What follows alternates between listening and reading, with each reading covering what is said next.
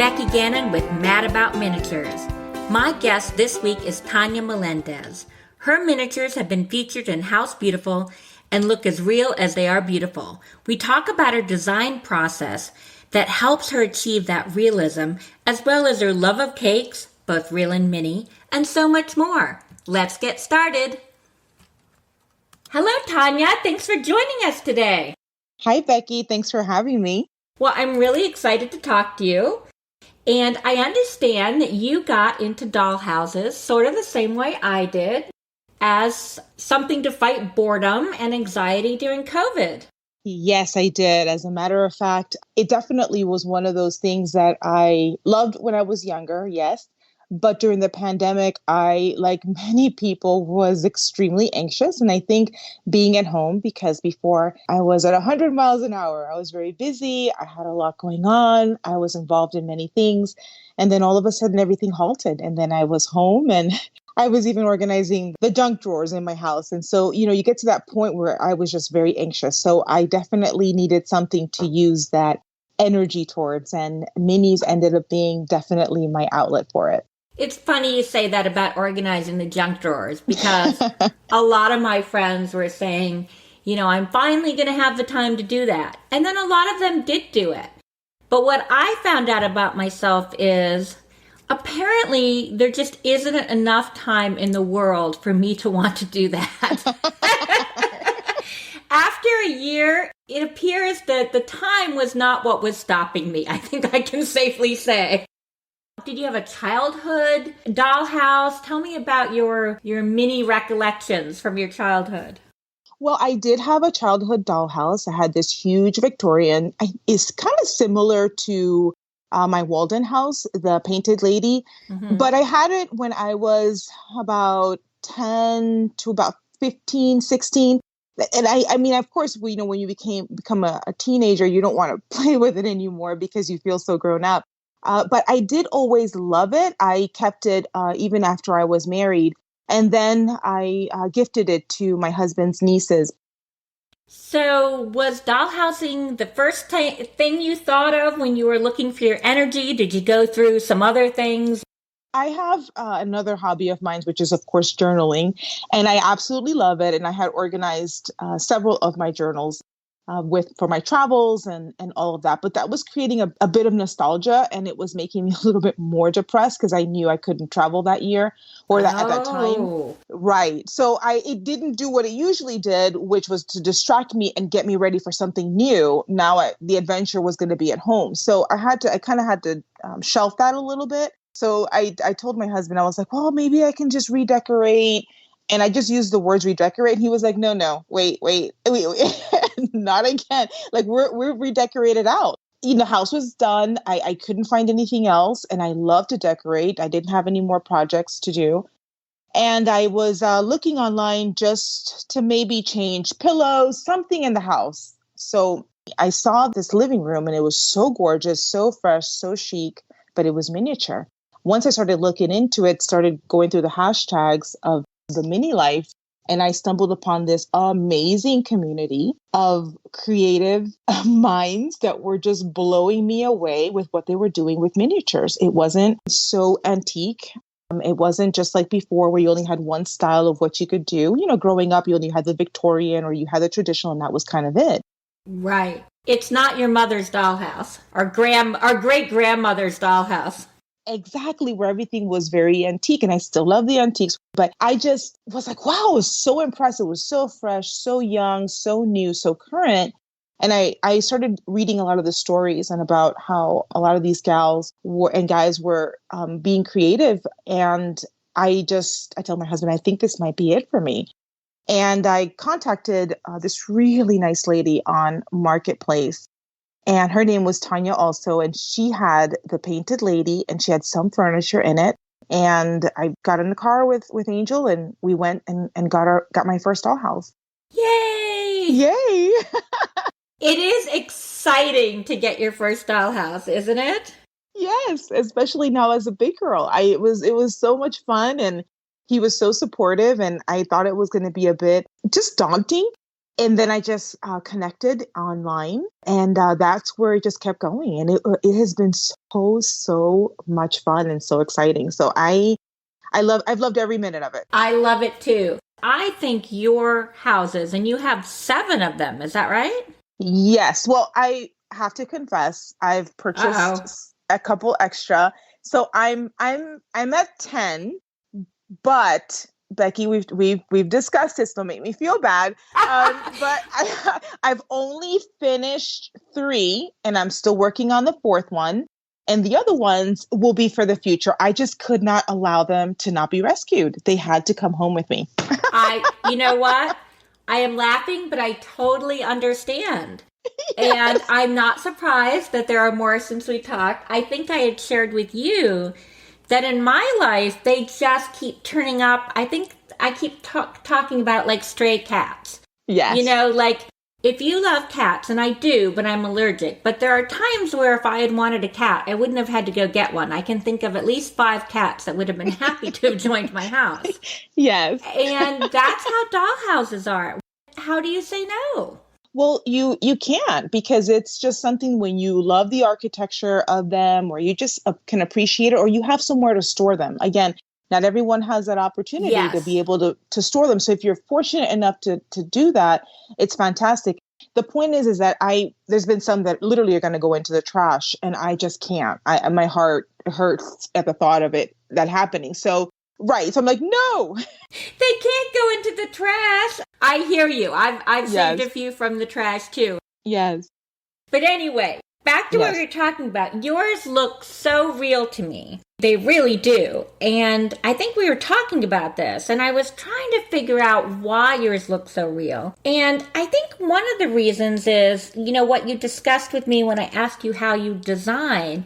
And you said you try to imagine yourself actually in the space and where you'd put your drink and how you live in it. And I think that is part of what results in them looking so incredibly real. Thank you so much for saying that, because that for me has been one of the biggest compliments. Just that I'll have someone say, "Oh, I had to take a double look because it looks so realistic."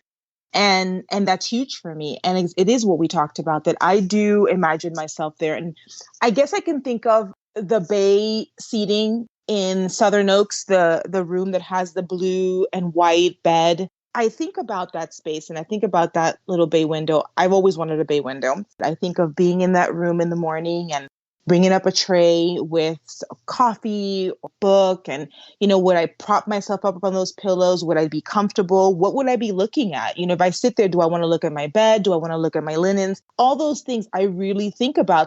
I really enjoy that part. And I do take special care to think about placement. And like I said, if I would be sitting in my sectional, or if I would be playing the piano, which I don't, but in my mini life, I do. Oh, me too. I am an accomplished pianist and have Yes. pianos in 2 of my houses. Yes. In real life, I gave up the clarinet in about 6th grade, but Right. Right. These are our fantasies, and it's fantastic. So I think about all of that, and it does allow me to be really creative and to be connected with my spaces. And the point of what I've been wanting to do in my miniatures is sometimes take a bit of a breather from all the heavy energy that's surrounding us. So what a wonderful place to escape to these little spaces where I imagine myself in a different place, or at the beach, or in another country, or what have you. Well, and I love that the way you're using your imagination is still in a practical way. Mm-hmm. If there was the real house, what would I be doing? Right. I've really been thinking about that all week, because when I look at a room, I didn't used to picture myself on the couch. I would just say, what would this room need? And then because I'm so color oriented, this corner needs orange, this corner needs turquoise. Right. I spend a lot of time balancing it out. Yes. And so after we talked for the first time, I went back to the one house I have. Okay, more than one. Confess. Our listeners know that that's not true. And I tried to imagine myself in each room. And, I really think that you've hit on something. I'm changing things around and doing things a little differently and putting in some more things because of that. So thank you. Well, you're welcome. I'm so excited. I'm going to have to take a closer look now at some of your updates to see what little extras you put in there. The biggest thing, when I really looked at your pictures, one of the realistic touches was storage. Yeah. And I realized I have no storage in my dollhouse. I have cabinets where the doors are closed, but you have wicker baskets, you have little things like that. And, it really does add to the realism. At the beach cottage, one of the ones that you had mentioned, that it had the rattan pull-out baskets. And what I thought about when I was creating that little corner was, okay, so I'm at the beach, I'm relaxing. I would like to put my feet up, have a glass of wine. And then what about my magazines? Where would they go? What about the remotes? Where would they go? What about, just extra storage or maybe a throw? All those things that you would need on a daily basis. So that practicality does make you feel like you live there. I'm thinking about where to put my first storage basket, and one of the things that's going to be in it is a little picture of you. Okay. Because otherwise I wouldn't do that. Another thing I really noticed is you use glass jars so well for so many different things. And they look like the same little dollar store jars that I have. Yes. And I just really was struck by your creativity. You have them labeled with salt and sugar. You have them unlabeled without lids for flowers. You have them as a terrarium. You put shells in them. You turn them upside down.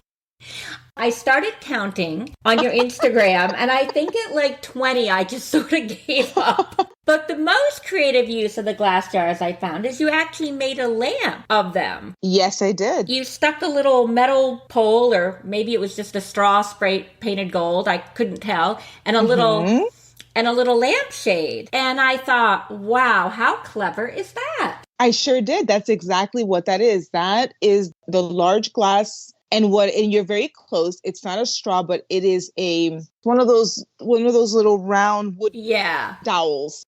And I did paint it gold, and then I hot glued it down, and then I used foam inside of it, to kind of be able to sustain the shade for the lamp. And it was one of my first things that I created in Walden House, in that little hallway. And it's one of my favorites. Oh my gosh, I'm so glad you noticed that. Well, it's funny because I just started on my beach house, and I had a little brown wooden thing, but for the end tabletop, I didn't have anything to set it on. And usually I stack up beads, or, I looked at all my usual solutions, and none of them were quite right. So I actually thought of you, and I took a jar, turned it upside down, and I spray painted it coral. And that was the base for my coffee table.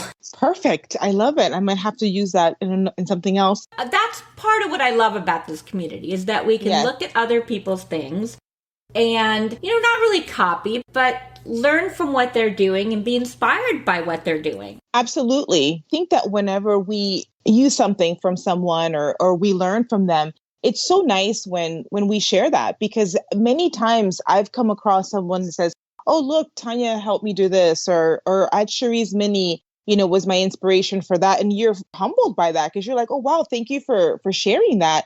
So sometimes that just happens where something strikes you, you love it, you're inspired by it. And it's so wonderful because as a community, we share. And my husband talks to everybody about how amazing the Mini community is, which I think is hilarious.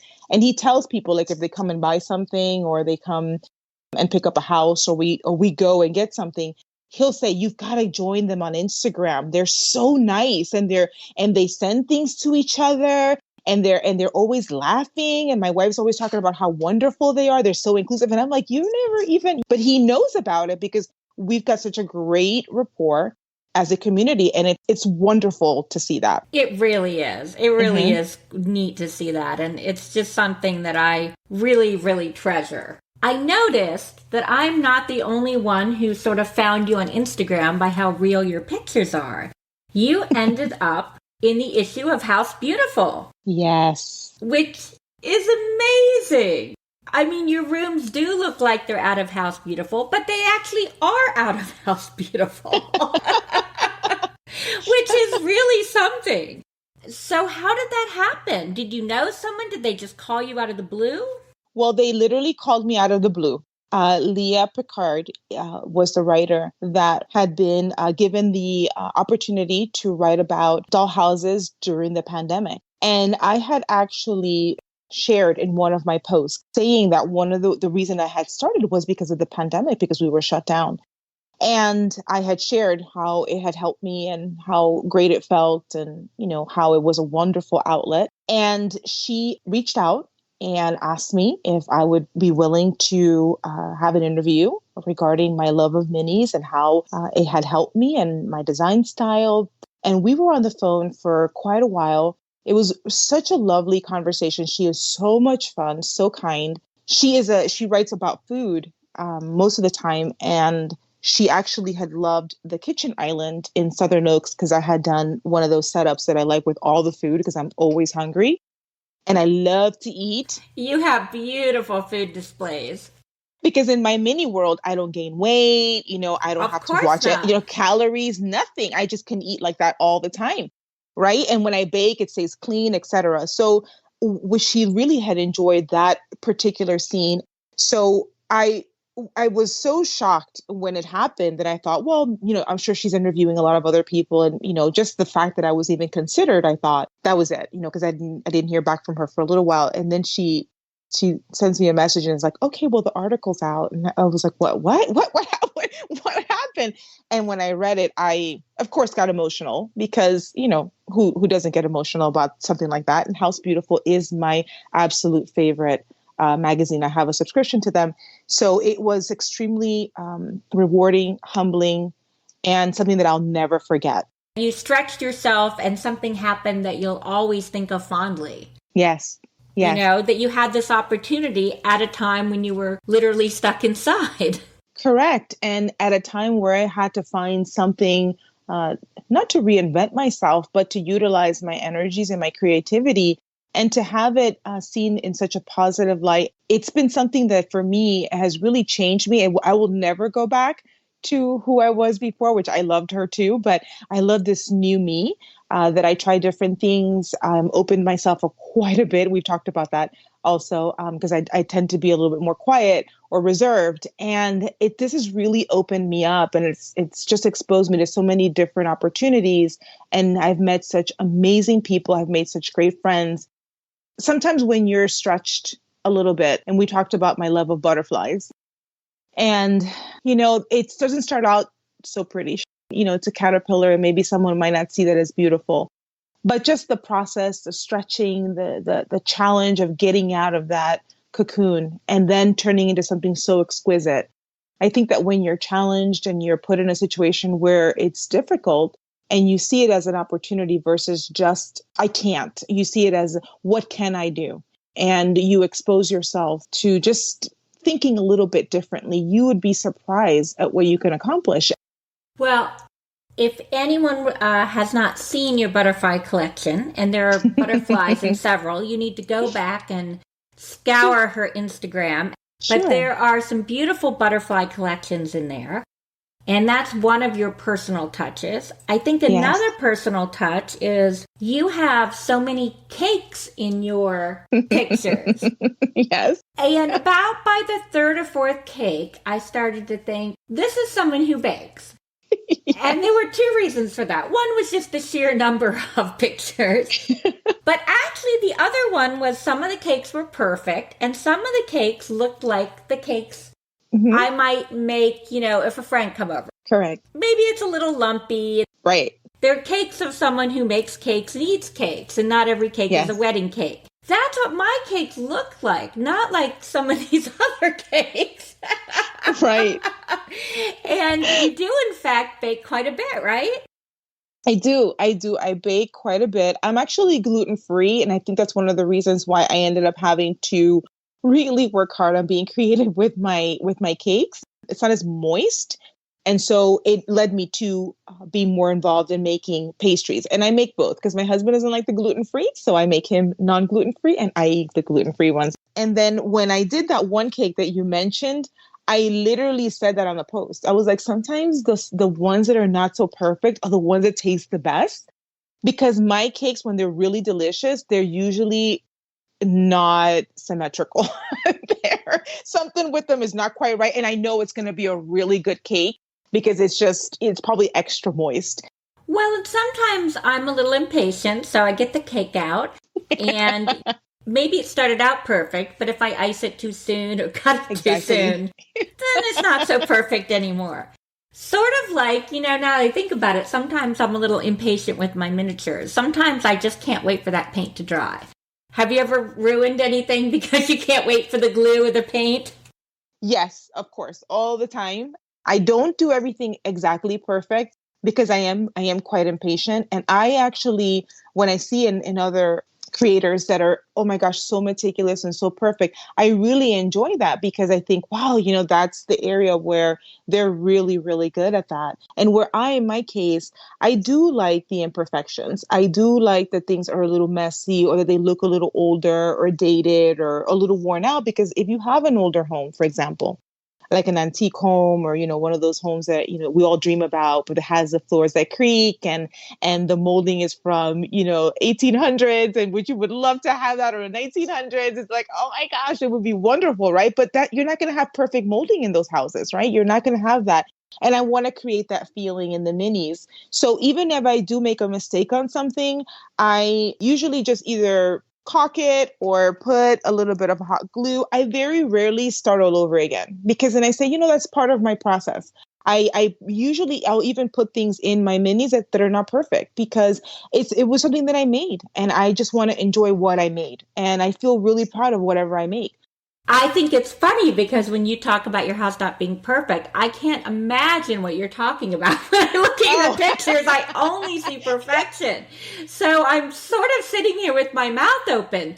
But I get where you're coming from and I agree. I think one time I had a gal post something and she was so nice about it because she says that she really enjoyed my front window in Southern Oaks in the living room because it was even the door, I'm sorry, not the window, the door has the natural gaps that a door sometimes has when it's older.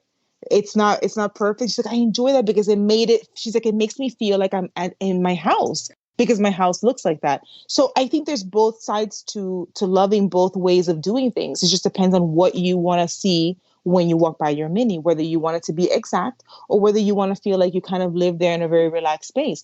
Both are fantastic. It just really is more about what you enjoy. Oh, I couldn't agree more. This, in no way am I criticizing No, no, people, no, I know. people who are perfect. In fact, I envy Yeah. you people.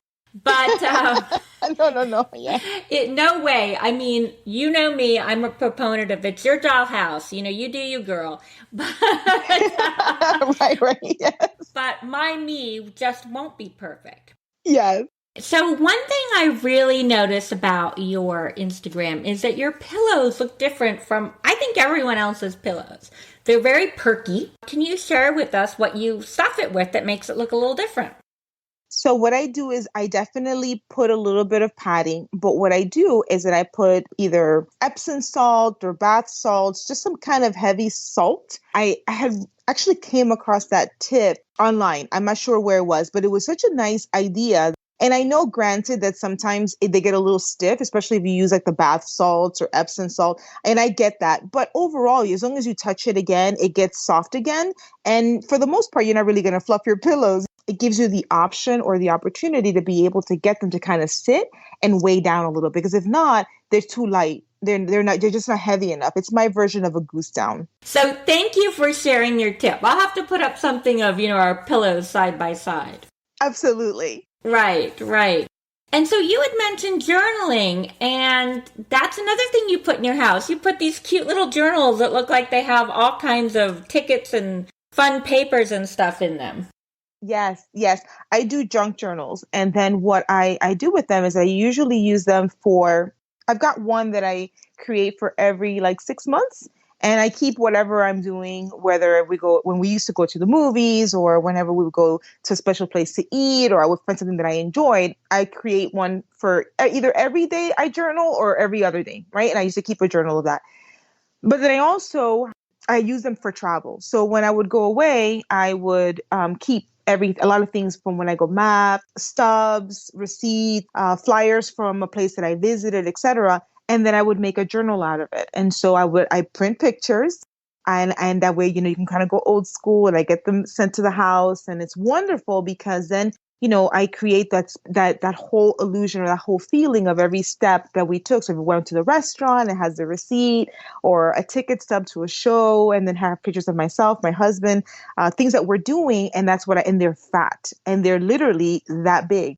And so one day I said, oh, I need to have one of these when I sit in my bay window, because that's what I would do in my mini world, right? In my imaginary world, I would be sitting in that bay window using my junk journals.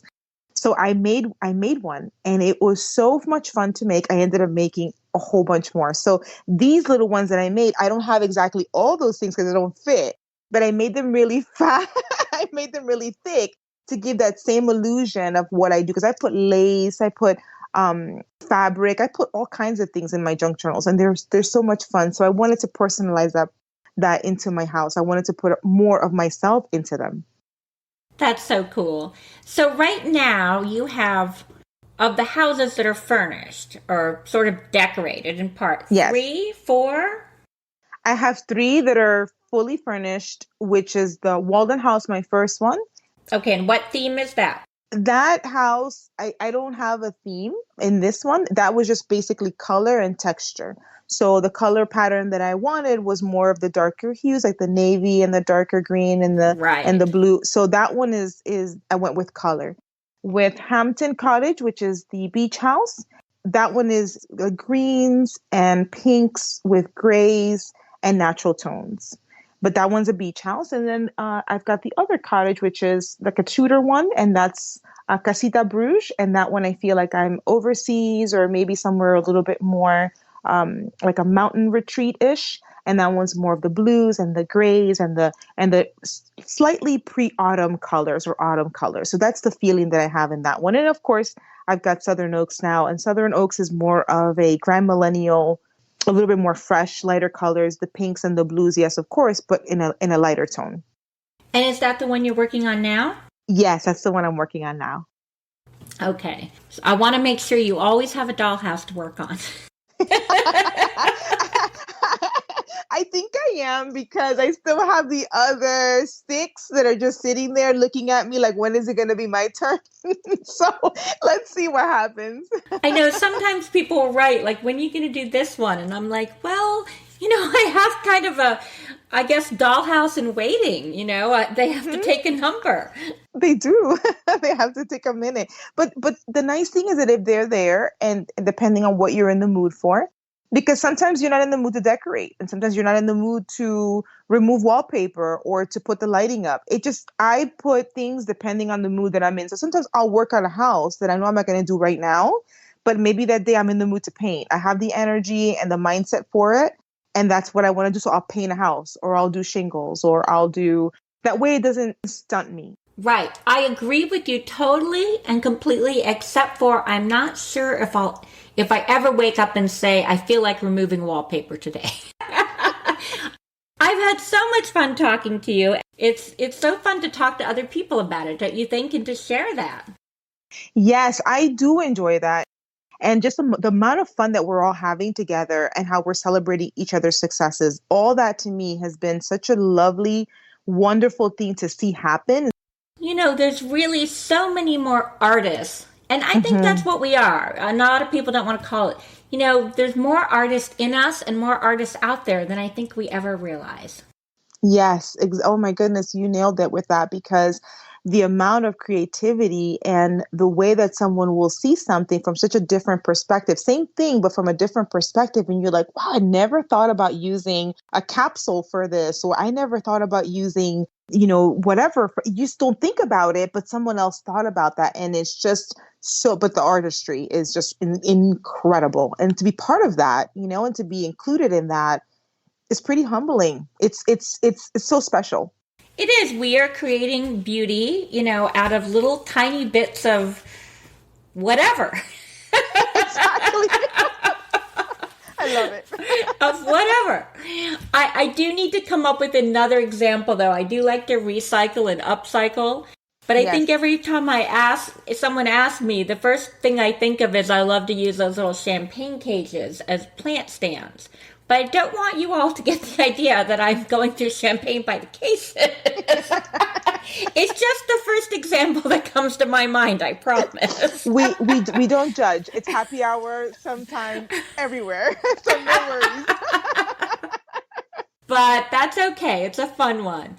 Well, Yes. Tanya, I hope everyone enjoyed this as much as I did. And thank you for sharing, your heart, your passion, your design process with us. And it was just so lovely. Well, thank you so much for having me. It was so nice to talk to you, even though we share all the time online. But all these past few weeks where we've talked a little bit and gotten to know each other more has been really special for me. So thank you so much. And I'm so glad to be part of this and that you included me. I really appreciate it. Well, thank you and have a great day. You too. Bye-bye.